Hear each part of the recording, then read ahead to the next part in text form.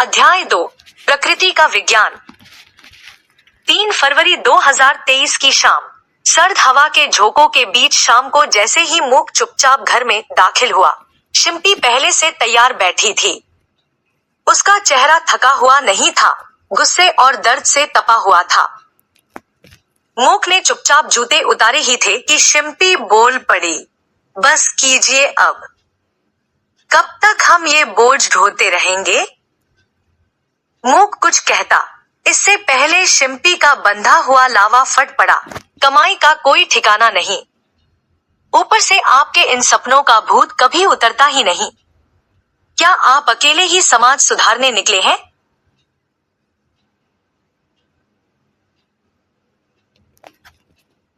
मालाकार को 40,000, जानते थे कि भुखमरी है, चुकाएगा नहीं। मुकेश बम को लैपटॉप दिया, उससे कमाकर पेट चलाएगा। पेट चला, लेकिन बेचकर। सहारा इंडिया में 25,000, सब जानते थे कि भागने वाला है, फिर भी।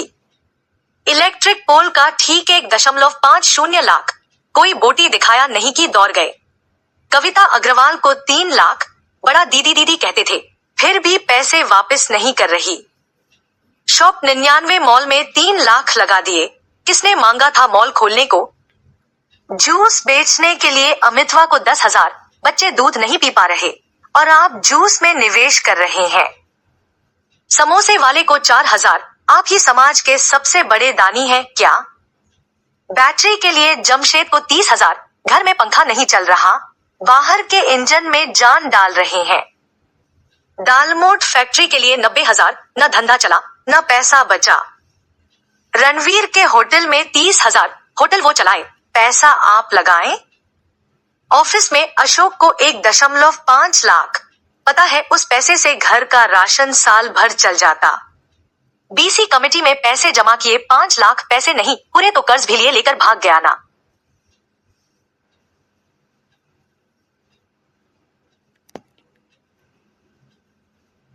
शिम्पी की आवाज कांपने लगी थी, पर शब्दों में धार अब भी बरकरार थी।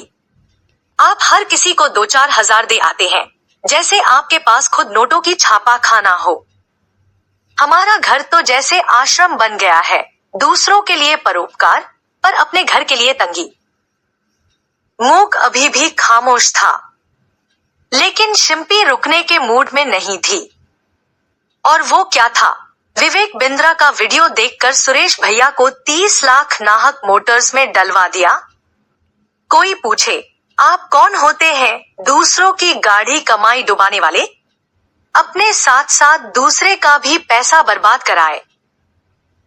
आपने कभी यह सोचा कि बच्चों की फीस भरने के लिए हमें उधार मांगनी पड़ती है? कभी पूछा कि मेरी तबीयत ठीक है या नहीं? या मैं क्या सोचती हूँ इस बर्बादी पर? शिम्पी अब रोने लगी थी। कभी किसी ने बताया कि दौड़ते हुए लोग जरूरी नहीं कि जीत की ओर जा रहे हों, कई सिर्फ लुटकर लौटते हैं, जैसे आप। मूक का सिर झुक गया।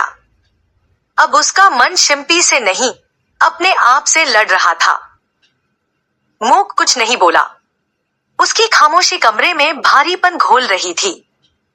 तभी बच्चे प्रिंसी और उज्जवल अपनी मासूम नाराजगी लिए सामने आए। प्रिंसी, पापा हमारे साथ समय नहीं बिताते, कभी पढ़ाते भी नहीं। उज्जवल, और नहीं खेलते हो? क्या हमसे प्यार नहीं करते? इन शब्दों ने मूक को भीतर तक हिला दिया, पर उसकी बेपसी जुबान तक नहीं आ सकी। वह चुपचाप पीछे के कमरे में चला गया, जहां एक कुर्सी और एक पुराना अलमारी उसका साथ निभाते थे। बचपन की स्मृतियां। जैसे ही वह बैठा, बचपन की धूल भरी परतें उसकी आंखों के सामने उतरने लगी। 1992। उसका चाचा कौशल सिंह मुस्कुराते हुए उसकी बाल कविता पढ़ रहा था। होली रे होली तू तो आना, दिल में खुशियां तू भी लाना, मैं तो सारंगी उठाऊंगा, तुझ पर गीत बनाऊंगा, गाकर तुम्हें बुलाऊंगा, मैं पिचकारी उठाऊंगा। उठाकर सबको नहलाऊंगा, सबको रंग लगाऊंगा। शर्मा कर तुम ना भाग जाना, होली रे होली तू आना। दादा रघुवीर नारायण सिंह की लाई हुई सारंगी और चाचा की दी पिचकारी उसके हाथों में थी। कौशल सिंह ने हंसते हुए कहा, बहुत सुंदर लिखा है, लेकिन ये लिखावट तो जैसे डॉक्टरों से भी ऊपर है। मूक, तब का मूकल बस मुस्कुरा कर रह गया था। दीदी का पाठ। फिर दीदी मृदुल के साथ बाजार जाना था। रास्ते में एक काला मोटा कुत्ता रास्ता रोक कर बैठा था। मूक डर गया। दीदी ने कहा, डर के भागना नहीं है, ध्यान से उसके पास से निकलो, मन शांत रखो।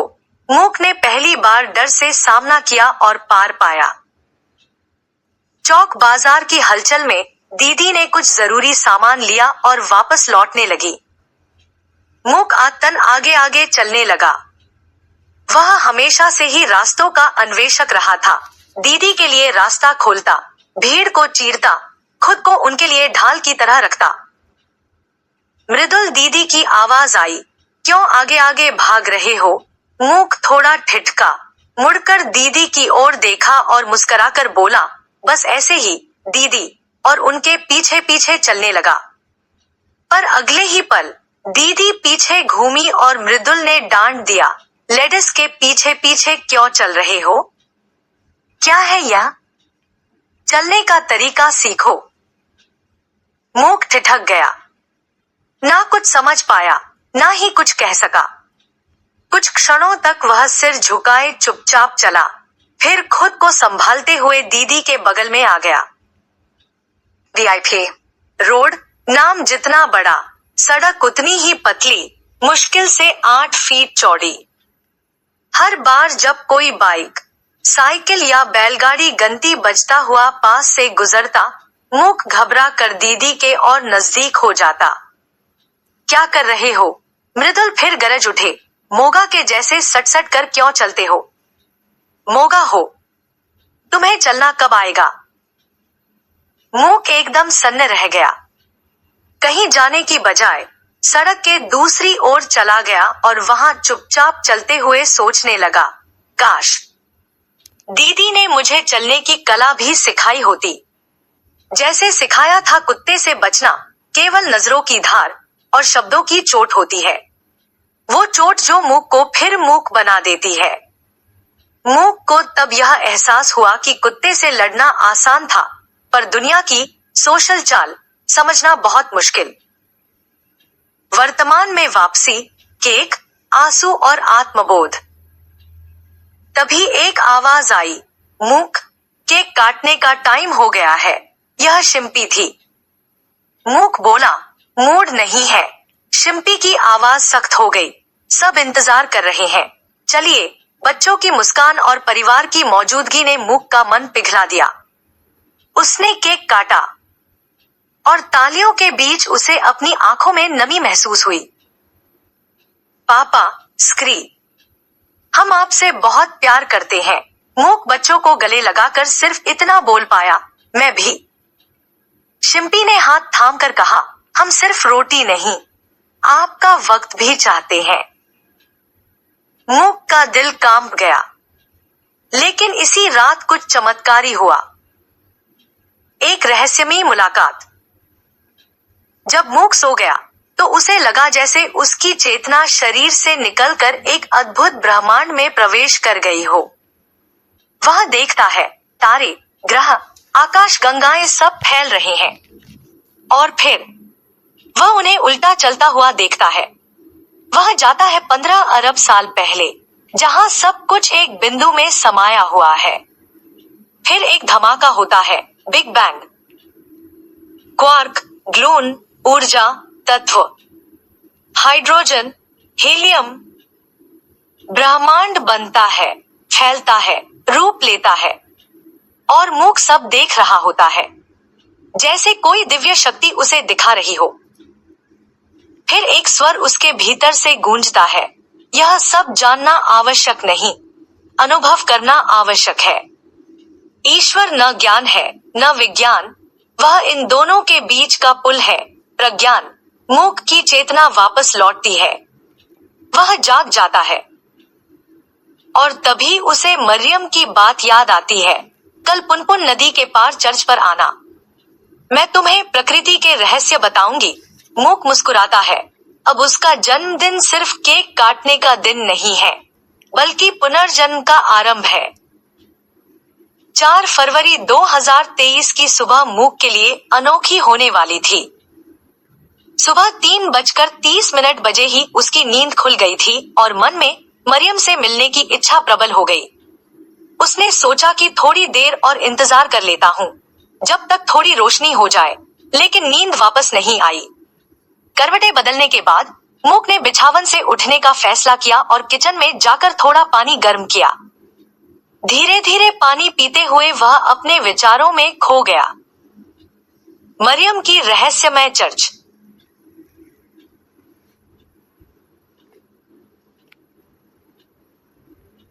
4:30 बजे मूक ने घर से बाहर निकलकर नदी की ओर रुख किया। उसने नदी पार की और 5 बजे तक चर्च के पास पहुंच गया। चर्च बिल्कुल खाली थी। विशालकाय चर्च की ऊंची ऊंची दीवारें देखते ही बनती थी। चर्च के दरवाजे पर उसे मरियम मिली। आगे बढ़ो, मूक, मरियम ने कहा। मैं आ गया, माँ, मूक ने उत्तर दिया। मरियम ने मूक को एक थाली पकड़ाई और कहा, इसे संभाल कर चलना। थाली में शायद जल जैसा कुछ तरल भरा हुआ था। मूक ने थाली संभालते हुए माँ के पीछे पीछे चलना शुरू किया। 5 से 10 मिनट चलने के बाद वे एक बड़े से हॉल में पहुंच गए। मरियम ने कहा, तुमने यहाँ की सुंदरता को देखा? यहाँ की वास्तुकला और चित्रकला की अपनी अलग ही शैली है। नहीं माँ, मैं तो थाली को संभालने में लगा था, मूक ने उत्तर दिया। जाओ, जाकर यहाँ की कारीगरी को देखो, मरियम ने कहा। मैं अपना कुछ काम कर लेती हूँ। थाली को भी अपने पास ही रखना। मूक दीवारों की खूबसूरत नक्काशी को देखने लगा। दीवारें भिन्न भिन्न आकृतियों और रंगों से सजी हुई थी। कहीं पुराने कथाओं का दृश्य तो कहीं प्रकृति की अद्भुत नजारे थे। मूक मंत्रमुग्ध होकर देखता रहा। आगे उसे एक दरवाजा दिखाई पड़ा, जो बेहद रहस्यमय और अद्वितीय लग रहा था। उसके चारों ओर लताएं और बेलें फैली हुई थी, जो उसे और भी रहस्यमय बना रही थी। मूक दरवाजे से अंदर गया और देखा कि यह एक बड़ा सा हॉल था। हॉल की छत पर अद्भुत चित्रकला थी, जिसमें आकाशगंगाएं और तारे के दृश्य थे। यह मानो किसी रहस्य को छुपाए हुए था। मूक अद्भुत कला और सौंदर्य को देखकर मंत्रमुग्ध हो गया। तभी उसे मरियम की आवाज सुनाई दी, आगे बढ़ो बेटा, और यह थाली मुझे दे दो।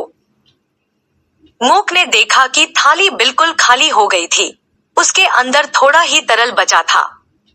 शर्माते हुए मूक ने कहा, माँ, यह तो खाली हो गई। मरियम ने मुस्कुराते हुए कहा, बेटा, जिंदगी में समायोजन का होना बहुत जरूरी है। जब तक सबको मिला करके नहीं चलोगे, तब तक ऐसे ही होगा। तुमने कल जाना था कि परमाणु के तीनों कण तथा प्रतिकण धनात्मक, ऋणात्मक तथा आवेशहीन हैं, और उनके घूर्णन के बारे में, उनके विद्युत चुंबकीय क्षेत्र और द्रव्यमान तथा समय के विषय में। इसके लिए 3 तरह की इकाइयों की आवश्यकता होती है, लंबाई, द्रव्यमान और समय। जब तुमने केवल द्रव्यमान पर ध्यान दिया, तो लंबाई अर्थात स्थान छूट गया और समय भी अधिक लग गया। इसलिए प्रकृति को जानने के लिए तीनों में समायोजन का होना जरूरी है। भाग्य का त्रिविमीय सूत्र। मूक कहता है, माँ, ये भाग्य क्या है? मेरी तो किस्मत ही खराब है। जो भी करता हूँ गलत हो जाता है। माँ मुस्कुराती है, आंखों में गहराई लिए कहती है, बेटा, भाग्य कोई लिखा हुआ पन्ना नहीं होता जो तेरे जन्म के साथ बंधा हो, बल्कि वो एक दिशा है, जहाँ तू अपने विचार, कर्म और समय के मेल से पहुँचता है। वो आगे कहती है, भाग्य 3 धागों से बुना हुआ एक जाल है, द्रव्यमान, लंबाई और समय। द्रव्यमान पिंड, तू कौन है, लंबाई स्थान, तू कहाँ है, और समय, तू कब है। मनुष्य के जीवन में जो भी परिणाम घटित होते हैं वे केवल उसकी नियत या कर्म का फल नहीं, बल्कि वह व्यक्ति, पिंड, वह स्थान, दूरी और वह समय, काल, इन तीनों के संयोजन का समुच्चय होते हैं। यह त्रय मिलकर नियति का वह कोड बनाती है जिसे हम भाग्य कहते हैं। अमुक पिंड या आदमी अमुक जगह पर अमुक समय पर जाए तो अमुक परिणाम देगा, वही जगह बदल जाएगा तो परिणाम बदल जाएगा, फिर समय बदलने से भी परिणाम बदल जाएगा। उसी प्रकार पिंड से भी होता है। लेकिन ये हमारे कर्म है जो निर्णय लेता है कि कौन दिशा ले और किस समय ले। पिंड तो बदल सकता ही अपने स्थान पर कोई और, दिशा और समय का चयन भी हमारे हाथ ही है। कभी तू सही है लेकिन वक्त गलत है तो सफलता छूट जाती है, कभी जगह गलत होती है तो अवसर खो जाता है। माँ आखिरी बात कहती है, बेटा, किस्मत को कोसने से बेहतर है कि तू उस तीनों को ठीक करना सीख। खुद को, पिंड, अपने आसपास को, स्थान और अपने समय की पहचान, काल। फिर देख, तू खुद अपना भाग्य रच देगा। प्रकृति, प्र प्लस कृति, कृति से आगे का विज्ञान। प्रकृति शब्द स्वयं में ही एक गहरा संकेत छुपाए है। यह 2 भागों से बना है, प्र प्लस कृति अर्थात कृति से परे। जहां कृति का अर्थ है रचना, कार्य या निर्माण, वही प्रकृति वह है जो मनुष्यों द्वारा निर्मित नहीं, बल्कि स्वतः स्फूर्त, सर्वजन्य और सृष्टिकर्ता की देन है। प्रकृति क्या है? प्रकृति वह मूल तंत्र है जिससे जीवन का प्रत्येक रूप उत्पन्न होता है। पेड़ पौधे, पर्वत, नदियां, जीव जंतु, पृथ्वी, वायु, जल, अग्नि, आकाश, सब कुछ।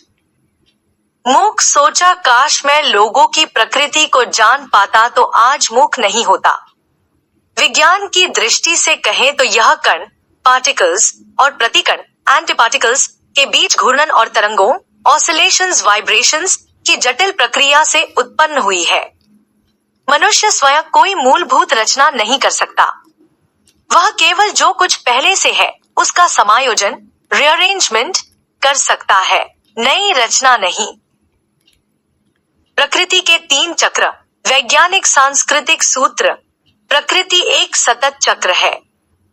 इसका संचालन 3 मूल चरणों में होता है।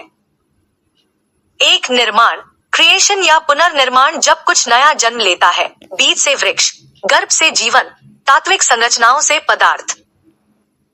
2, परिवर्तन, ट्रांसफॉर्मेशन या विस्तार। इस अवस्था में हर वस्तु रूपांतरित होती है। इसमें 3 उपचरण होते हैं। आय, विकास, जब तत्व अपने शिखर पर पहुंचते हैं। 2, क्षीणता, जब वह धीरे धीरे अपनी शक्ति खोते हैं।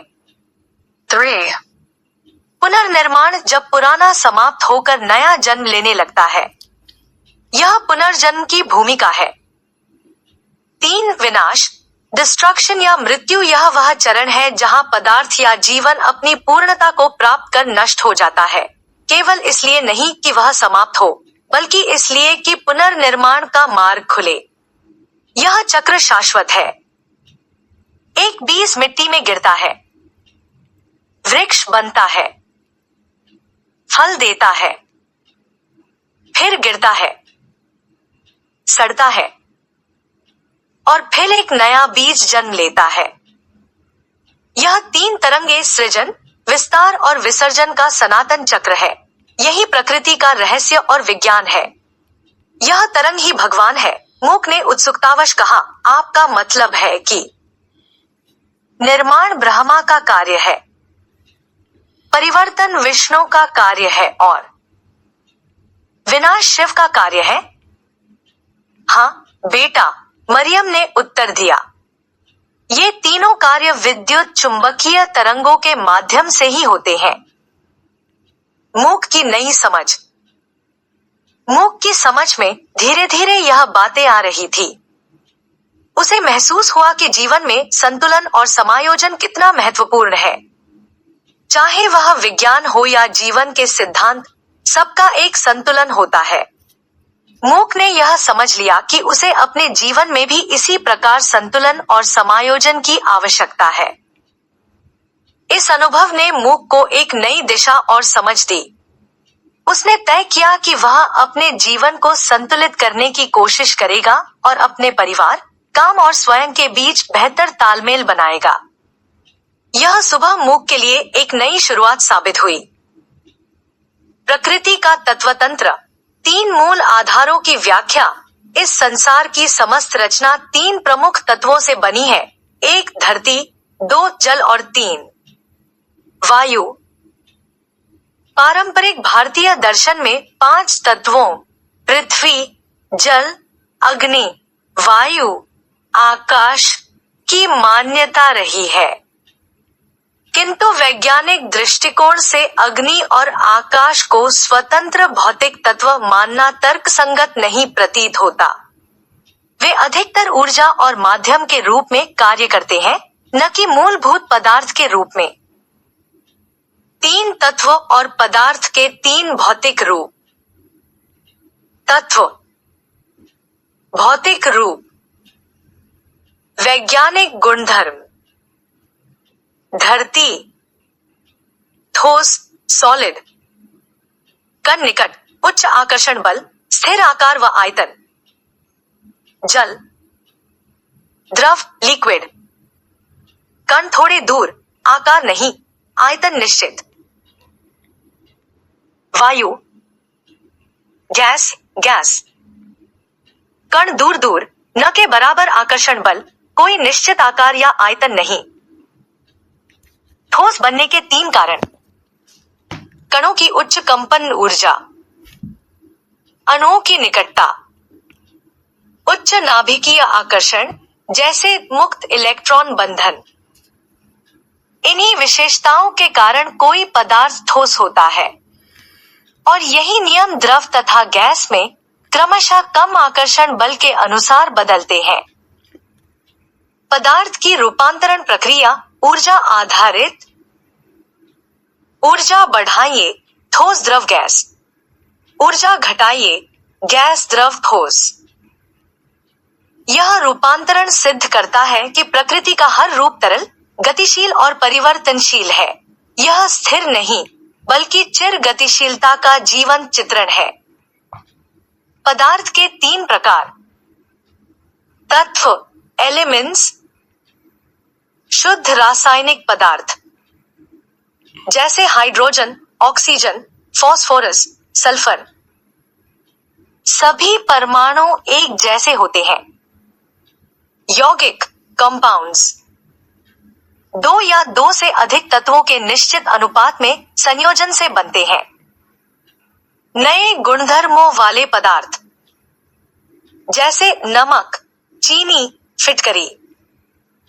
मिश्रण, मिक्सचर्स, 2 या अधिक पदार्थों का कोई भी अनुपात रासायनिक रूप से जुड़े नहीं होते, जैसे भावा, मिट्टी, दूध, धातु मिश्र। इन पदार्थों के आधार पर 3 प्रकृति श्रेणियां। श्रेणी,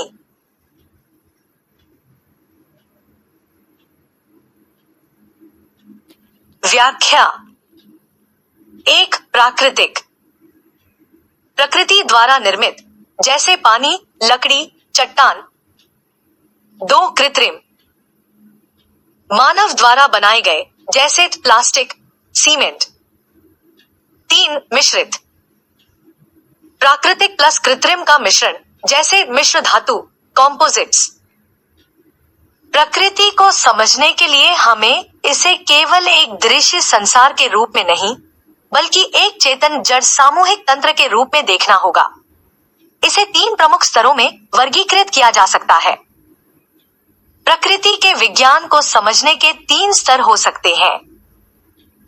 जीव के जीवन की प्रकृति, मानव तथा समाज की प्रकृति, पर्यावरण तथा ब्रह्मांड की प्रकृति। जीव के जीवन की प्रकृति, यह स्तर एकल प्राणी इंडिविजुअल बीइंग के अस्तित्व, चेष्टा और चैतन्य से संबंधित है। यह हमें जीवन के स्वरूप को पहचानने का अवसर देता है। प्रकृति में 3 तरह के जीवन पाए जाते हैं। चर, सक्रिय, जो स्थान परिवर्तित कर सकते हैं, जैसे मनुष्य, पशु, पक्षी। अचर, निष्क्रिय, जो गतिहीन है और स्थिर अवस्था में रहते हैं, जैसे पत्थर, मिट्टी, पर्वत। अल्पचर, स्थानीय गतिशील, जो स्वयं स्थान नहीं बदलते परंतु सीमित गति या विकास करते हैं, जैसे वृक्ष, कवक, प्रवाल। हम स्वयं को चर मानते हैं, परंतु यह केवल सापेक्ष सत्य है। जिस प्रकार कोई चींटी केवल अपने छोटे क्षेत्र में ही विचरण करती है, वैसे ही हम मनुष्य भी केवल एक ग्रह पर सीमित हैं। इस दृष्टिकोण से हम ब्रह्मांडीय संदर्भ में अल्पचर हो सकते हैं।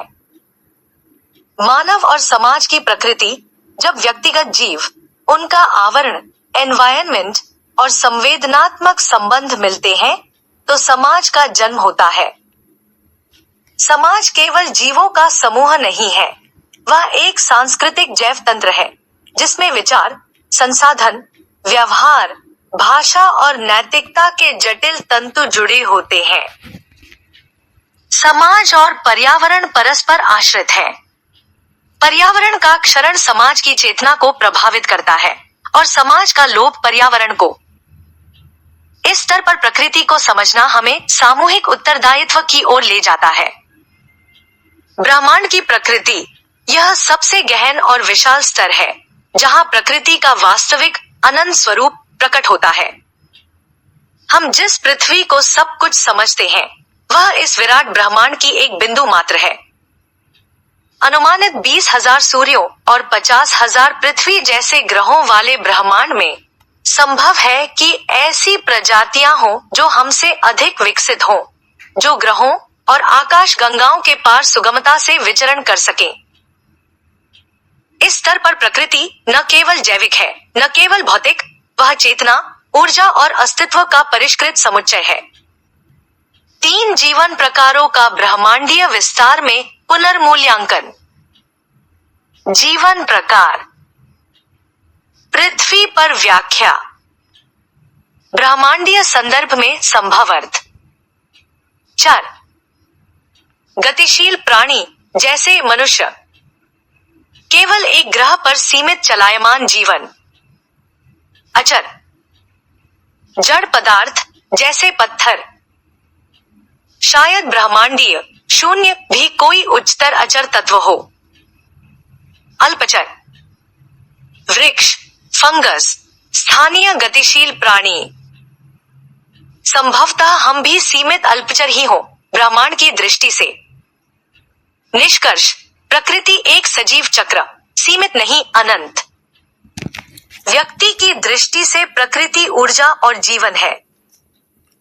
समाज की दृष्टि से प्रकृति परंपरा, उत्तरदायित्व और संतुलन है। ब्रह्मांड की दृष्टि से प्रकृति रहस्य, चेतना और अनंत संभावना है। प्रकृति वह नहीं जो हम देखते हैं, बल्कि वह है जो हम में से होकर स्वयं को प्रकट करती है। प्रकृति में 3 मूल गुण या ऊर्जा प्रवाह होते हैं। रजोगुण, राजस, तमोगुण, तमस, सतोगुण, सत्तवा। ये तीनों गुण सभी जीवों में विद्यमान होते हैं, केवल उनकी मात्रा और प्रधानता भिन्न होती है। यही भिन्नता किसी प्राणी के स्वभाव, कर्म और चेतना को आकार देती है। 1. रजोगुण, राजस, सक्रियता और भोग की प्रवृत्ति। रजोगुण वाला व्यक्ति क्रियाशील होता है, लेकिन उसकी क्रियाशीलता का उद्देश्य ऐश्वर्य, सुख साधन, सत्ता और प्रतिष्ठा होता है। इसमें लालसा, महत्वाकांक्षा, प्रतिस्पर्धा, भौतिक आकर्षण अधिक होता है। यह गुण व्यवसायी, योद्धा, प्रशासक, राजनेता आदि में प्रमुखता से पाया जाता है। उदाहरण, जिसे केवल राजपाट, दिखावा और सांसारिक ठाट बाट चाहिए, वह रजोगुणी है, चाहे वह कितना भी क्रियाशील क्यों न हो। 2. तमोगुण, तमस, जड़ता और अज्ञान की प्रवृत्ति। तमोगुण से प्रभावित व्यक्ति आलसी, प्रमादी, क्रोधित और द्वेषपूर्ण होता है। उसमें आत्मचिंतन की कमी होती है और वह जीवन को केवल इंद्रियों के अनुसार चलाता है। अंधकार, भ्रम, मोह और हिंसा की प्रवृत्तियां तमोगुणी व्यक्तियों में अधिक देखी जाती हैं। उदाहरण, जो हर बात में दूसरों को दोष देता है, काम करने से बचता है और ज्ञान या अनुशासन से दूर भागता है, वह तमोगुणी होता है। 3. सतोगुण, सत्वा, शांति और ज्ञान की प्रवृत्ति। सतोगुण शुद्धता, ज्ञान, करुणा और चेतना का प्रतीक है। इसमें व्यक्ति विचारशील, सहनशील, दयालु, संयमी और सेवा भावना से ओतप्रोत होता है। सतोगुण से प्रेरित व्यक्ति समाज की निश्चल सेवा, आत्मचिंतन, तपस्या और विवेक को प्राथमिकता देता है। उदाहरण, जो व्यक्ति सबकी सहायता करता है, बदले की भावना नहीं रखता और आत्मविकास के मार्ग पर चलता है, वह सतोगुणी है। मानव स्वभाव में त्रिगुणों की भूमिका। गुण,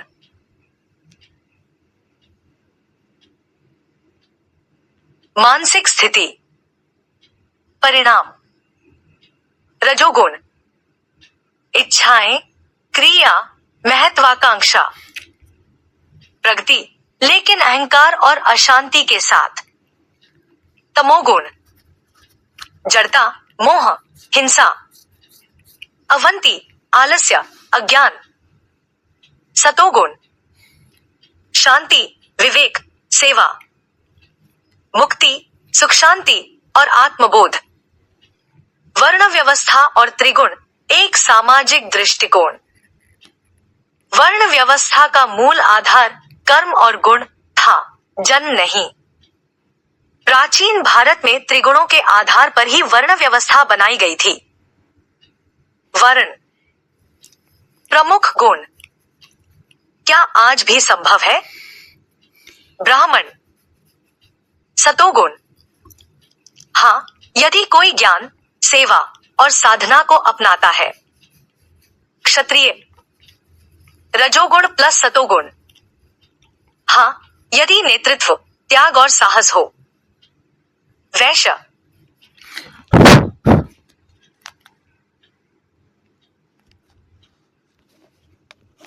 रजोगुण,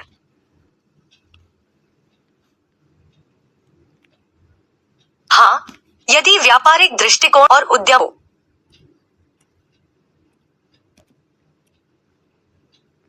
शूद्र, गुण, हाँ, लेकिन वह बदल सकता है सत्संग, सेवा और शिक्षा से।